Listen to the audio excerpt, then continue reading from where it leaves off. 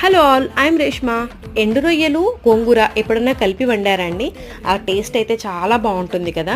ఇక్కడ మాకు హైదరాబాద్లో ఎండు రొయ్యలు ఎండు చేపలు దొరుకుతాయి, కానీ అంత ఫ్రెష్గా దొరకవండి. ఇక్కడ మా అపార్ట్మెంట్లో మా ఫ్రెండ్ ఇచ్చారండి కొన్ని ఎండు రొయ్యలు. వాళ్ళ నేటివ్ వచ్చేసి భీమవరం అటు side.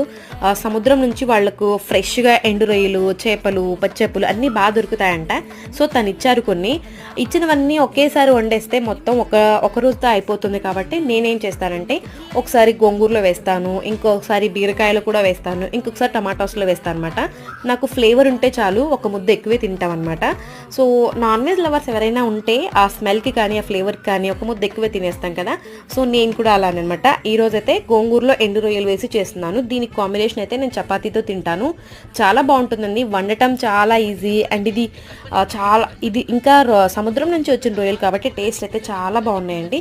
That's about today video. మన వీడియో నచ్చితే లైక్ చేయండి.